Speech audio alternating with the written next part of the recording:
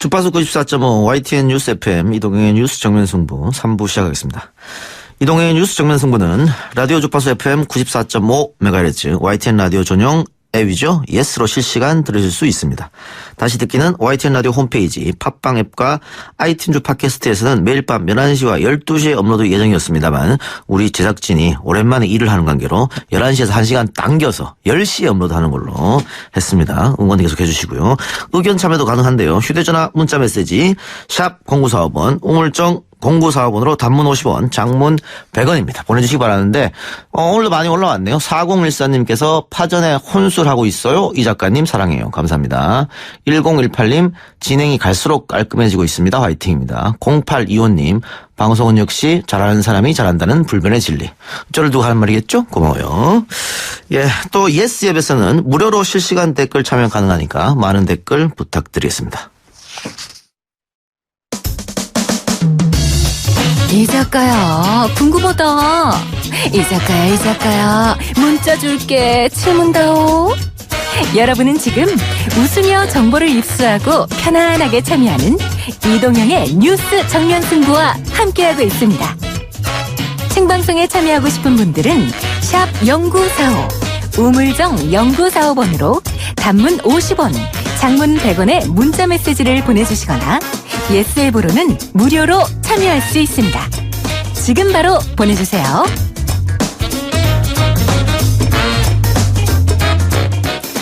자유한국당 6.13 지방선거 충남지사 후보로 이인재 상임고문을 추대했습니다. 이 고문은 충청을 젊은 희망의 도시로 만들겠다. 중앙정부가 어려워하는 도지사가 필요하다.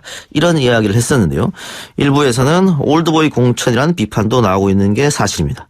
이번에 12번째 공식 선거 출마라고 하는데 피닉제라고도 불리는 분 자유한국당 이인재 상임고문 연결합니다. 의원님 나와 계십니까? 예, 안녕하세요. 예. 이 네티즌들이 붙여준 피닉제라는 별명 마음에 드세요? 예, 너무 마음에 들고, 사실 과분합니다. 예. 그렇습니까? 예. 불사조라고 그런 별명이지 않습니까? 이인재 의원 이름이랑 합쳐가지고. 예. 그러면은, 솔직하게 제가 여쭤볼게요. 예. 이번에도 살아 돌아올 가능성이 높다고 보세요? 저는 그걸 거의 초월해가지고, 제가, 반드시 나가지 않으면 안 되는 선거니까. 예. 나가서 저의 모든 걸 다 불살라서. 물론 승리를 위해서 노력하겠지만은 그런 걸 사실은 초월하고 있습니다. 예. 네. 그래서 제가 좀 여쭤볼 건데요. 예. 방금 나가지 않으면 안 되었다라는 말씀도 했고. 예. 예전에 도지사 뜻이 없었다 이런 얘기도 했었거든요. 그러면서 홍 대표의 강곡한 요청으로 미랄이 되겠다 이렇게 얘기했는데. 예. 출마의 정확한 이유를 좀 듣고 싶어요. 예, 이제 사실은 말씀하신 것처럼 제가 23년 전에 경기도지사 하지 않았습니까? 예. 그리고 이제 우리 당내 무엇보다도 저보다 아주 유능한 분들이 충남도지사 희망을 계속 해왔거든요. 예. 그래서 충남도지사 선거 나간다는 건 꿈에도 생각을 못했었는데 여러 가지 당 안팎의 사정이 너무 어렵지 않습니까? 예. 그래서 여러 가지 이유로 모두들 고사하시고 제가 나가서 좀 당을 위해서 싸워줘야 되겠다 이렇게. 홍 대표뿐만 아니고 많은 분들이 요청하셨어요. 예. 그래서 저는 마지막까지도 어떻게 하든지 좀 다른 유능한 분이 좀 나가줬으면 좋겠다 이렇게 고사를 했는데 예. 그게 잘 안 돼서 제가 이제 출마를 결심하게 됐고요. 일단 제가 출마를 한 이상 또 승리해야 되고 또 도민들께서 저를 지사로 뽑아주시면 예. 17개 광역시도 가운데 제가 제일 잘할 수 있습니다. 그 자신은 있습니다. 예. 근데 현실적으로, 결심을 했습니다. 현실적으로 승리하기가 결코 쉽지는 않다 이렇게 보시는 거네요. 지금 솔직한 이야기로 좀 당 지지도를 보면은 반도 안 되지 않습니까? 우리 당이. 네. 깜깜하고 추운 그런 상황이죠. 그러나 저는 우리 국민들께서 이제 특히 지방선거는 인물론 중심으로 많이 흘러가게 돼 있고요. 예. 또 선거가 가까이 올수록 냉철하게 판단하시고 특히 이제 이 균형, 이 정치도 균형이 있어야만 안정이 되고 좋아지지 않습니까? 예. 지금 너무 불균형 상태잖아요. 그래서 이 충청도에서부터 균형을 잡아주실 거라고 이렇게 믿고 있습니다. 예. 방금 인물론 말씀하셨는데 그것은 결국은 당의 지지율이 많이 나오지 않기 때문에 그 지역에 그 이인재 개인기로 돌파하겠다 이런 뜻으로도 읽히거든요. 그런데 이제 아니 지방선거는 중앙 국회의원 선거나 대통령 선거보다도 지방선거는 아무래도 인물론이 더 강세입니다. 예. 그러면은 지금 민주당에서는 경선을 할 텐데 예. 양승조 의원과 복귀양 시장이 지금 경쟁을 펼치고 있어요. 두 사람 예. 중에 한 명이 나올 텐데 예. 누가 좀 더 괜찮겠다 이런 건 없나요?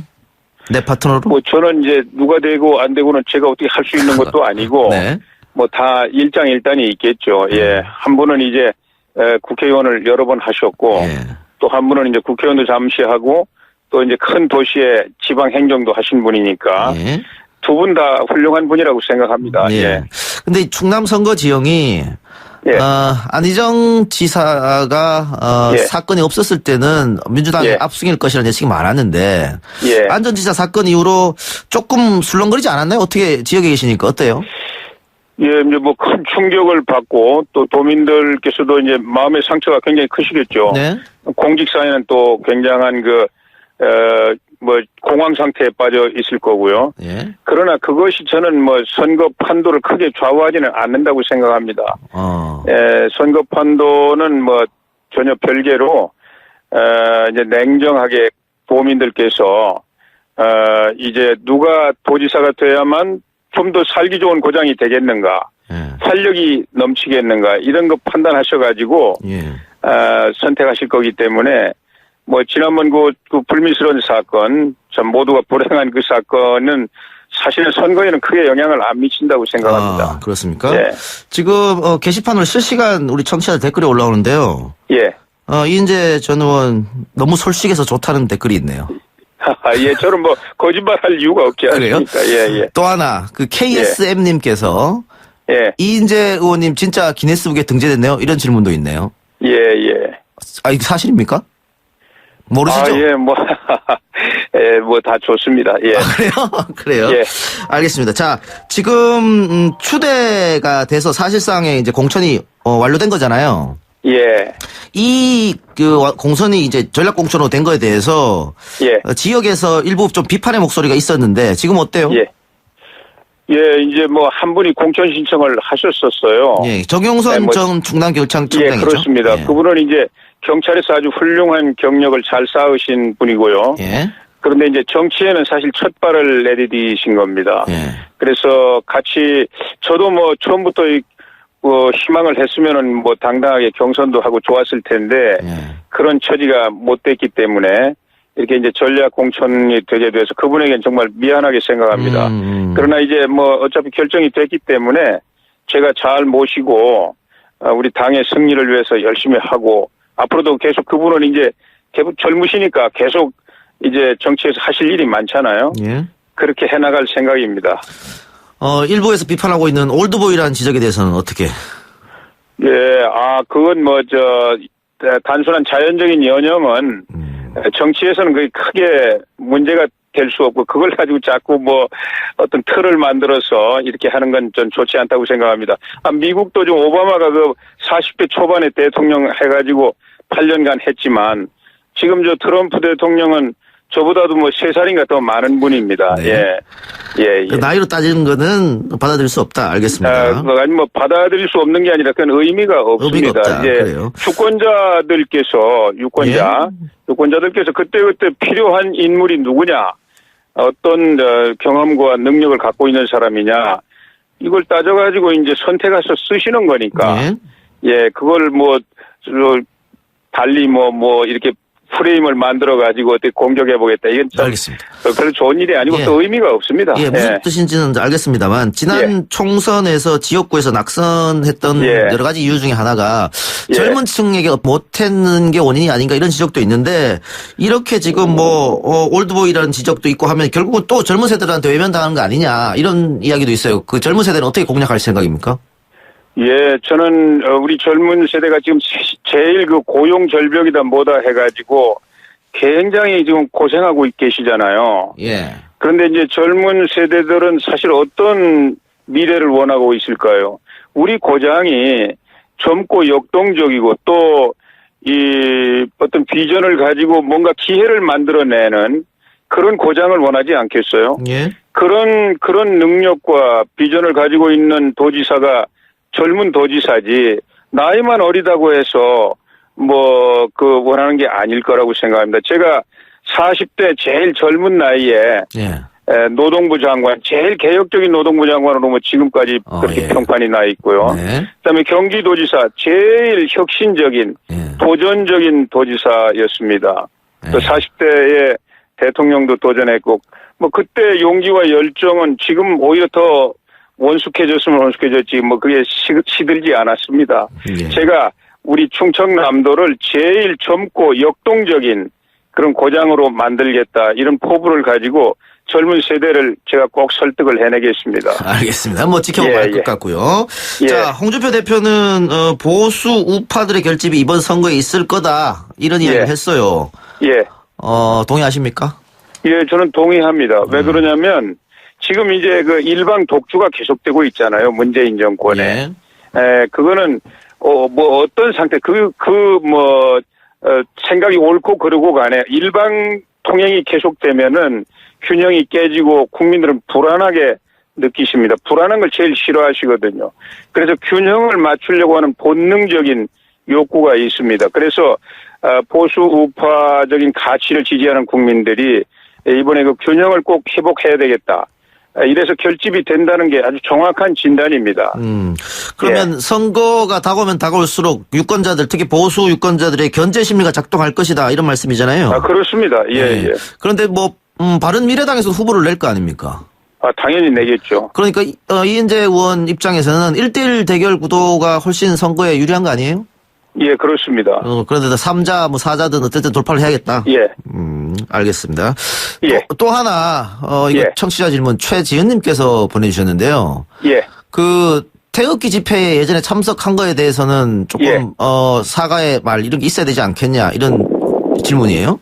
예, 사과할 성질이 아니고, 그 당시에 저는, 우리 헌정사에서 이 탄핵이라는 이런 파격적인 일은 없는 게 좋겠다. 미국이 지금 헌정이 240년이 넘었어요. 단 한 번도 탄핵이 없었습니다. 그렇지만 잘 발전하고 있지 않습니까? 선거를 통해서 아주 자연스럽게 이렇게 정권이 교체되고 하는 것이 좋지. 탄핵이라고 하는 그 혁명적인 상황은 우리 헌정의 발전을 위해서 저는 바람직하지 않다. 그래서 제가 반대했고요. 그러나 이제 저의 바람과는 다르게 탄핵이 이제 기정사실화 다 됐기 때문에 그건 이제 역사라고 생각합니다. 최진님 대답이 됐길 바라고요. 자, 다른 질문 한번 해보겠습니다. 지금 자유한국당 개헌안을 보면요, 어제 이야기한 수도는 서울이다 이걸 명시했던 것 같은데, 이렇게 되면은 세종시 문제도 있고, 이인재 후보는 불리한 거 아닌가요? 저는 유불리 생각하지 않습니다. 제가 지금 이 수도 문제를 헌법에서 명시하느냐 안 하느냐 하는 거 제가 생각을 못 해봤는데, 우리 당에서 아마 그런 내용을 내놨나요? 제가 지금 바빠가지고 잘 모르겠는데 하여튼 그러나 그거는 우리 국민들의 전체적인 의사, 이거를 반영해서 아마 나오지 않았나 싶습니다. 알겠습니다. 선거에 고양이 손도 빌려야 할 그런 상황인데, 이완구 전 총리가 도움을 주면은 이 고문 입장에서 상당히 플러스 알파가 되는 거 아니에요? 그러면요. 제가 잘 모시고 할 겁니다. 어디 얘기를 해봤습니까? 나눠봤습니까? 지금 갑자기 미국에 가셔서 아직 안 돌아오신 것 같아요. 돌아오시는 대로 제가 만날 겁니다. 선거에 좀 도와달라. 그러면요. 알겠습니다. 혹시 개헌에 대한 입장은 어떻습니까? 권력 구조. 권력 구조는 이제 우리 87년 이후에 역대 대통령이 다 실패하지 않았습니까? 다 또 상당히 비극적인 상황이었고요. 이거는 대통령 개인의 실패가 아니라 제도의 실패라고 생각해요. 또 이제 그것이 국가적인 실패고 국민의 고통으로 연결되기 때문에 요거는 권력 구조에 무슨 문제가 있다. 그런데 지금 이 청와대에서 내놓은 개헌안은 4년 중임제입니다. 대통령이 단임이기 때문에 문제가 생겼다면 처방이 될 수 있지만 저는 그건 아니라고 생각합니다. 그래서 과거에 그 국회의원들이 여야 가릴 것 없이 대부분 분권형으로 가는 게 좋겠다. 그래야만 제왕적 대통령한테 권력이 다 집중되어 있는 이것 때문에 문제가 생긴 것을 해결할 수 있다. 그런데 그거하고는 반대로 나와가지고 저는 이 개헌안이 우선 국회에서 통과되기 어려울 거라고 생각합니다. 알겠습니다. 고모님 여기까지만 듣겠습니다. 예, 감사합니다. 선거 임박해서 다시 한번 나와주세요. 예, 감사합니다. 네, 지금까지 충남지사 선거에 나선 자유한국당 이인재 상임고문 만나봤습니다. 네, 이동행의 뉴스 정면승부 3부는 여기까지고요. 잠시 후 4부에서 뵙겠습니다. 이동행의 뉴스 정면승부 매주 목요일 이 시간에는 국회 어벤져스를 초대하는 시간입니다. 이름하여 국벤져스. 국회 어벤져스. 이거 제가 그냥 명칭 지은 건데 그만큼 맹활약을 국회에서 하시는 여야 의원들을 초대를 하겠습니다. 오늘 첫날인데요. 오늘 첫날에는 바리바리 박주바리 더불어민주당 박주민 의원 모셨습니다. 어서 오세요. 예, 안녕하십니까. 박주민입니다. 굉장히 바쁘시죠? 요즘에 또 개헌 관련된 여러 가지 이슈들이 있다 보니까요. 예, 쉬지는 못하고 있습니다. 그 뒤에서 뭐 좀 얘기를 할 것 같은데 먼저 네. 방금 개헌에 말씀하셨으니까 네네. 어제 자유한국당이 자체 개헌안을 낸 것 같아요. 네네. 그러면은 대통령안하고 좀 많이 다른 것 같은데 네. 가장 다른 점은 역시 권력 집중 문제. 분산을 네. 어떻게 하느냐. 네.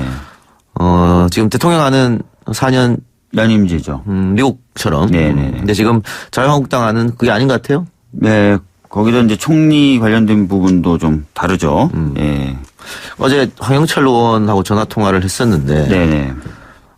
앞으로 이걸 가지고 좀 논의할 수도 있다. 뭐 이렇게 얘기를 했거든요. 왜냐면은 자유한국당조차도 6월에 국회에서 합의를 하자 이런 얘기는 하고 있거든요. 그럼 6월에 뭔가 합의를 만들어내려고 하더라도 논의는 해야 되겠죠. 예. 총평을 한번 해주세요. 자유한국당 법안에 대해서. 지금 굉장히 좀 늦게 나왔어요. 네. 일단은 어떻게 보면 대선 시기에는 가장 강력하게 개헌을 요구했던 정당임에도 불구하고요. 그렇죠. 그래서 굉장히 늦게 나왔고 이제 뭐 개헌안이 나왔기 때문에 논의를 하면 되는데 그 국민분들의 요구와는 좀 동떨어진 부분들이 좀 있다. 예. 국민분들의 절대 다수는 대통령제를 선호하시는데 사실상 이원집정부제의 내용을 담고 있다. 예. 그렇기 때문에 개헌안에 대해서 국민적인 동의를 얻기는 어려울 것이다. 이런 생각이 듭니다. 예. 9월에 국민투표 하자. 여기에 대해서는 어떻게 생각하십니까? 정치적인 노림수가 있다고 보십니까? 선거의 유불리. 일단은 뭐 그런 노림수가 있다고 봐요. 개헌안이라는 것이 여러 가지 어떤 내용을 담고 있기 때문에 개헌안만 동떨어져서 아마 국민투표를 하자 그러면 국민투표 자체의 어떤 성사 가능성이나 이런 것들이 낮아질 수도 있고요. 또 개헌안을 만드는 과정에서 정치 세력들이 국민들의 눈치를 좀 더 봐야 좋은 개헌안이 나올 텐데 예. 선거를 끼지 않고서 개헌안에 대한 논의나 이런 것들이 진행된다면은 네. 당연히 그런 내용들이 좀 많이 빠질 가능성도 있고요. 예. 그리고 뭐 여러 번 얘기됐지만 투표에 관련된 비용도 문제가 되는 거고 대선 시기 때 모든 정당이 약속했던 부분을 지키지 못한다는 또 측면도 있어서 저는 이번 지방선거 때 반드시 개헌이 돼야 된다고 생각합니다. 네. 알겠습니다. 바리바리 박주바리. 이거 MBC 무한도전에 출연해서 얻은 별명이에요. 네네. 요즘도 법안 발의는 굉장히 열심히 하시는 것 같은데. 법안 발의하고 있습니다. 예. 발의가 중요한 게 아니고 통과가 중요한 게 아니에요. 네, 통과 중요한데 제가 대략 한 10건 정도 통과시켰거든요. 아우, 많이 하셨네요. 네. 예. 보통 이제 평균적으로 한 8%, 9%입니다. 네. 근데 제가 발의한 것 중에 10건 정도 통과된 거니까 10%대예요. 그러니까 낮지는 않습니다. 예. 국회에 들어오신 지 한 2년 됐죠, 이제? 네네네, 그렇습니다. 2년 전하고 지금하고 좀 달라진 게 있습니까? 일단은 처음 들어왔을 때는 어떻게 보면 적응을 해야 되는 상황이었기 때문에 그냥 무턱대고 열심히 하는 거였다면 지금은 조금 그래도 일의 가닥을 봐가면서 하고 또 여러 어떤 경로라든지 또는 이런 것들을 좀 파악해 가면서 일을 하는 약간 그런 스타일로 바뀌고 있는 과정인 것 같습니다. 예. 국회의원들이 좀 익숙해졌다 이렇게 봐도 될까요? 네, 국회의원 역할 하는 게 조금 익숙해졌다 이렇게 보시면 될 것 같습니다. 알겠습니다. 자, 법무부 검찰과거사위원회가 검찰의 사전조사를 공고한 사건 5개 있어요. 네네네. 권고라는 의미는 어떻게 뭐 재수사를 한답니까? 뭐 어떤 의미예요? 이제 사전조사 권고인데요. 예. 왜 이제 본조사 권고가 아니라 사전조사 권고냐면 지금 수사 기록이나 이런 것들을 이 과거사위원회가 직접 볼 수가 없습니다. 예.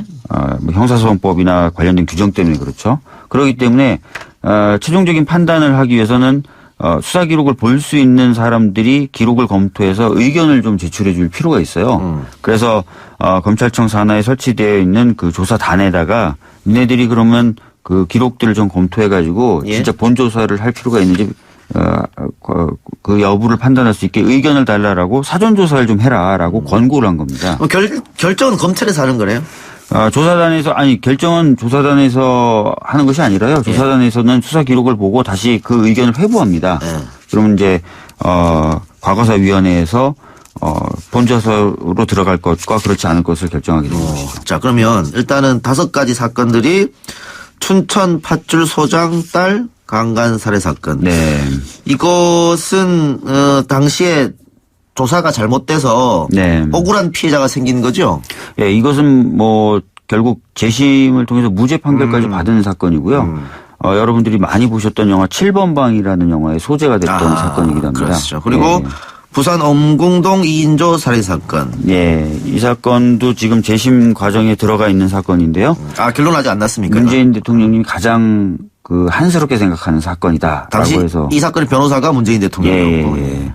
보면은 이제 한 1년 10개월 정도 범인을 못 잡다가 수사당국에서 뭔가 성과를 내기 위해서 잘못된 사람들을 범인으로 지목하고 그 이후에는 뭐 고문이라든지 이런 것들을 통해서 범인으로 몰아갔던 사건이다라는 의혹을 받고 있는 사건입니다.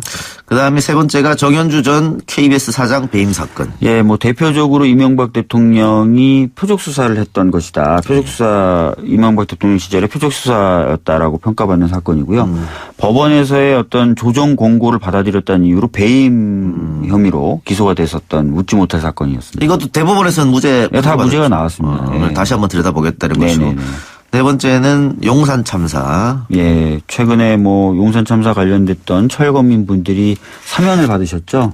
그만큼 여러 가지 의혹도 있고 뭔가 진상이 규명이 돼야 될 필요가 있는 사건입니다. 이게 당시 뭐 청와대에서 어떤 행정관은 다른 사건으로 이걸 덮어라 뭐 이런 메일도 발견되고. 네, 그런 메일도 발견됐었고요.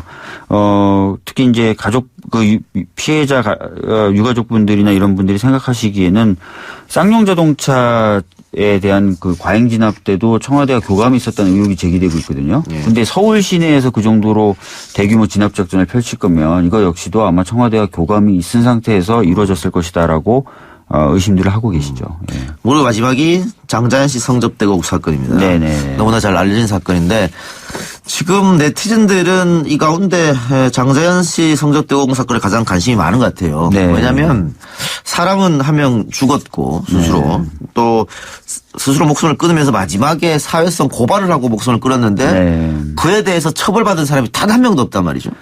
실제로 이제 관련돼서 처벌을 받았다고 이제 평가를 받을 수 있는 사람이 그나마 이제 소속사 대표와 매니저인데요. 예. 혐의 자체가 폭행과 명예훼손이에요. 그러니까 이제 장자연 씨가 죽으면서 남겼던 유서의 핵심적인 부분과 관련돼서 처벌받은 사람은 없다 이렇게 볼 수도 있는 것이죠. 예.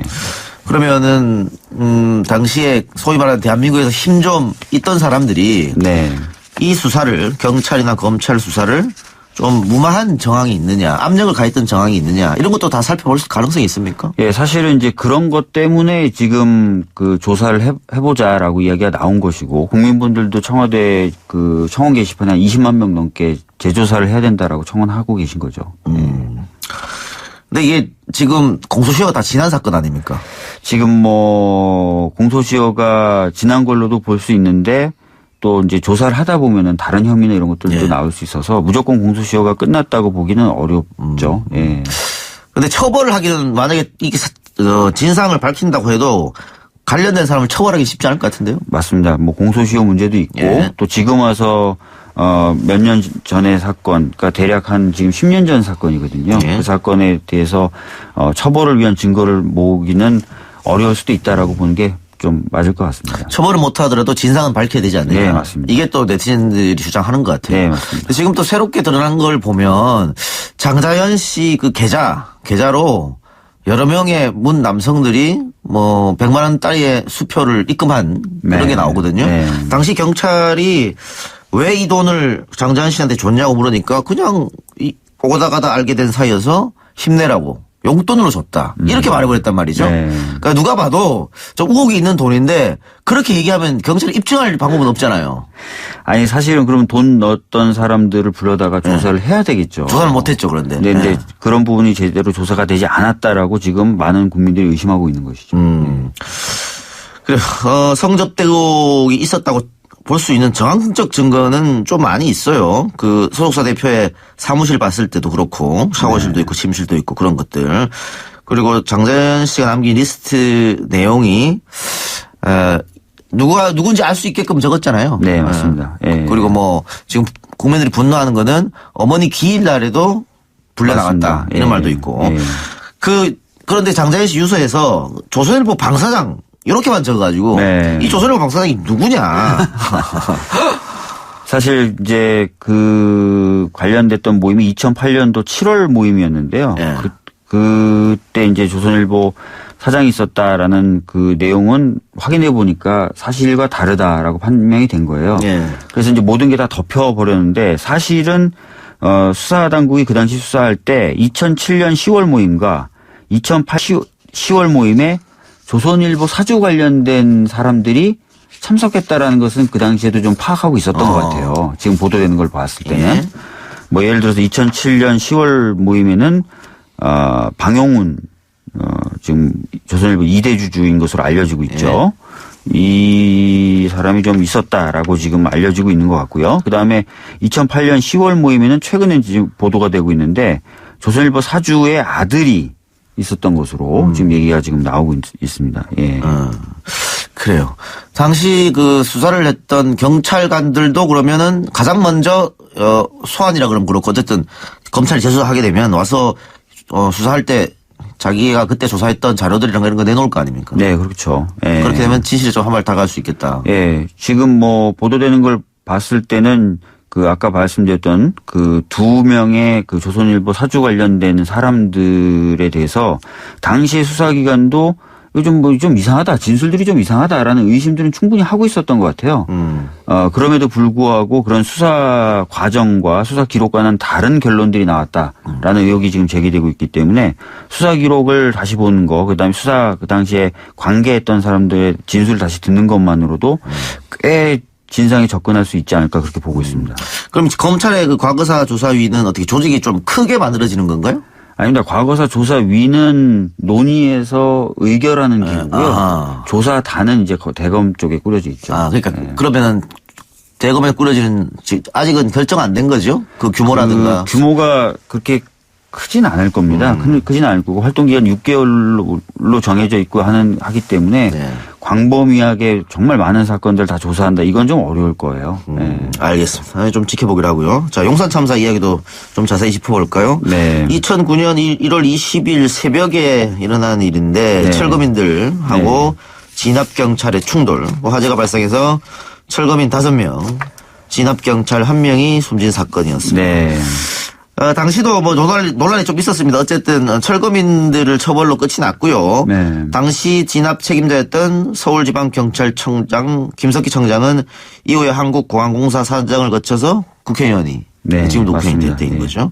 자, 가장 기본적인 거 한번 볼까요? 화재 원인. 화재 원인이 뭐냐? 아직 뚜렷하게 밝혀진 게 없는 겁니까?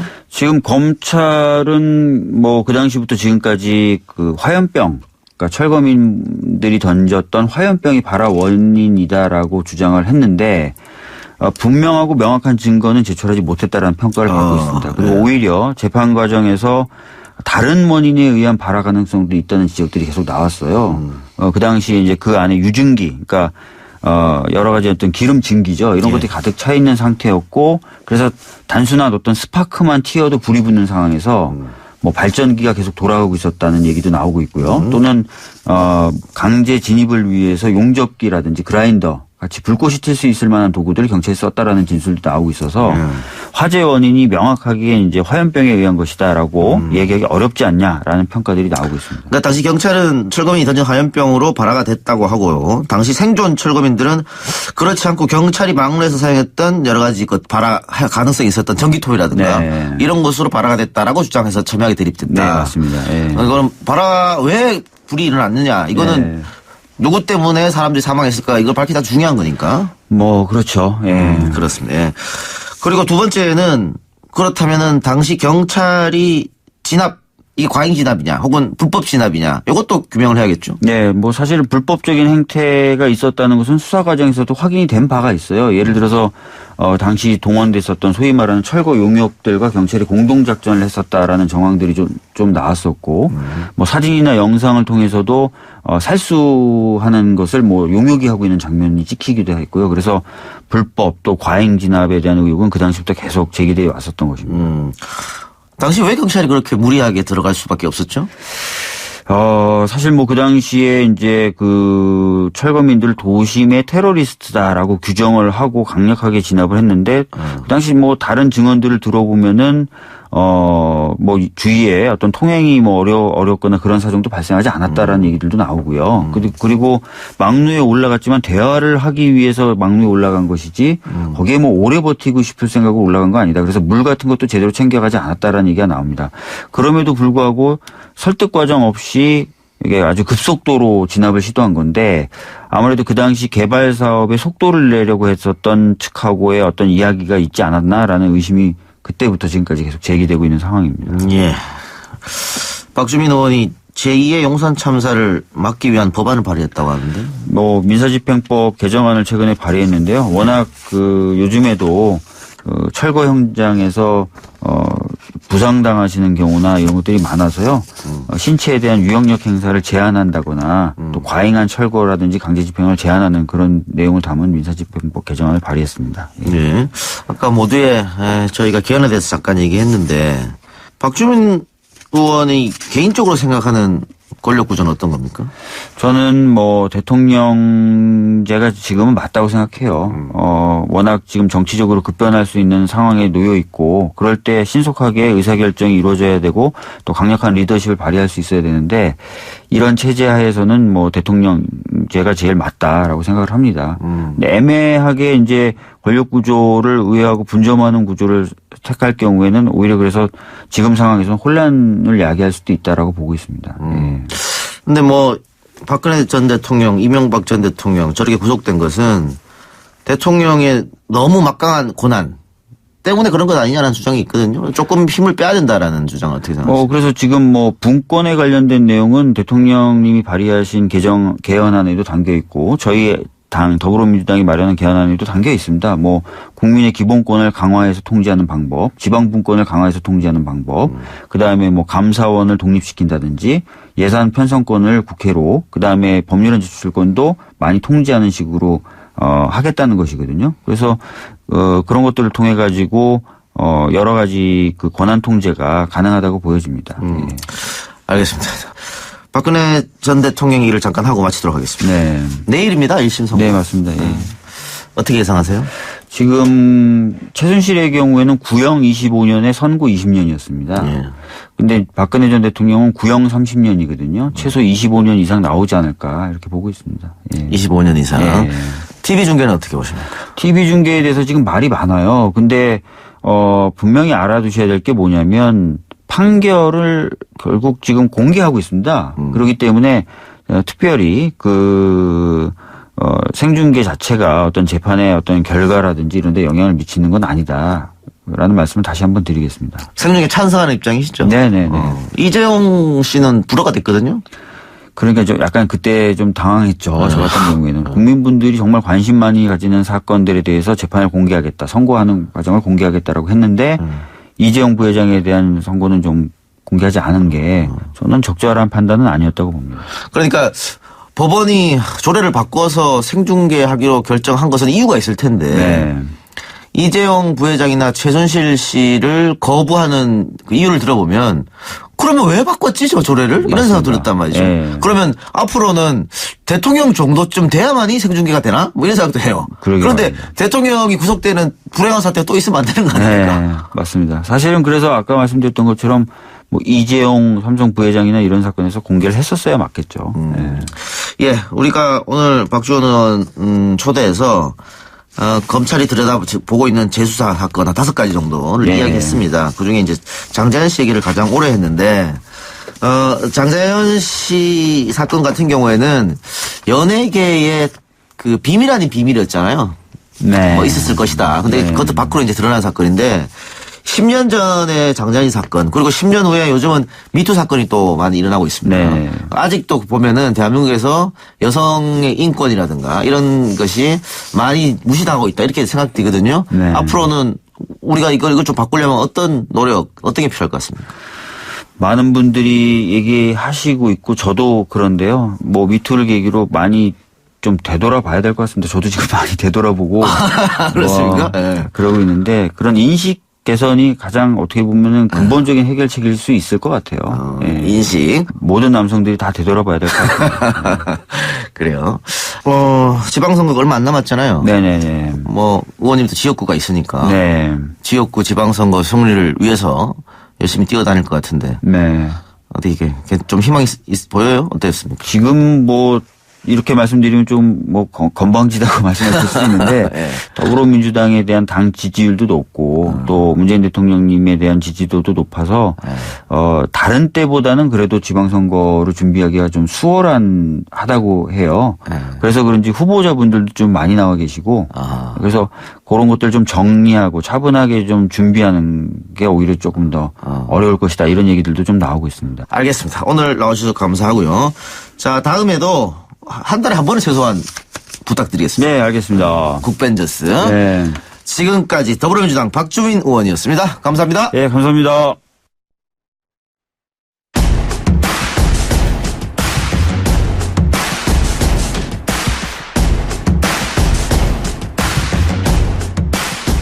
네, 개헌 문제로 정치권이 시끄럽습니다. 그동안 9차례의 헌법 개정이 있었습니다만 그중에서 국민의 목소리가 대변된 개헌은 단 한 번도 없었습니다. 현행 헌법인 87년 체제도 마찬가지인데요. 여야 간 합의가 이루어졌다고 하지만 당시에 정권을 연장하려던 군부 세력과 대통령 욕심을 앞세운 야당 지도자들이 밀실에서 합의한 개헌이 지금의 개정 헌법입니다. 독재의 우려가 있으니 연임은 안 되고 7년은 너무 기니까 5년으로 하자. 어디에도 국민의 목소리는 없었습니다. 87년 체제는 이제 그 수명을 다했습니다. 어떤 개헌이 되든지 국민의 목소리가 제대로 반영이 되는 개헌안이 나왔으면 하는 바람입니다. 이동영의 뉴스 정면 승부 오늘 순서 마치겠습니다. 엔딩곡은 에릭 클랩튼의 Change the World입니다. 편안한 저녁 시간 보내시기 바랍니다. 전 내일 다시 찾아뵙겠습니다.